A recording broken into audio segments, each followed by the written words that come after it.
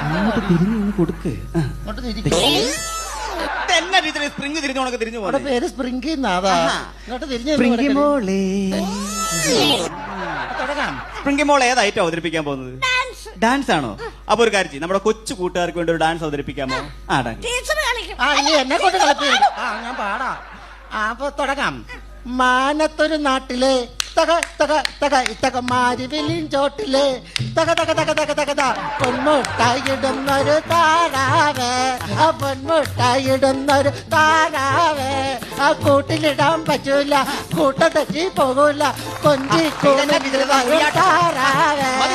മാനത്തൊരു നാട്ടിലെ മാരിവിലിൻ ചോട്ടിലെ കൊഞ്ചി കൂടി വരും താരാവേ, താരാവേ, ആ കൊഞ്ചി കൂടി വരും താരാവേ, താരാവേ, ആ കൊഞ്ചി കൂടി വരും താരാവേ, ഓ താരാവേ, ആ കൊഞ്ചി കൂടി വരും താരാവേ, ഓ താരാവേ, ആ കൊഞ്ചി കൂടി ടീച്ചറെ താരാവേ. ടീച്ചറെ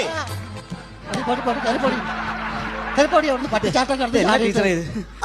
നീ ഒന്നുകൂടെ കളിക്കാൻ പോകുന്നു. ഇത്രയും കിടന്ന് പട്ടിച്ചാട്ടം ചാടിയിട്ട് നീ ഒന്നുകൂടെ കളിക്കാൻ പോകുന്നു. എനിക്ക് അറിയാൻ വേണ്ടി നോക്കിയത് എന്നാ ഡാൻസാ ടീച്ചറെ? എന്താ?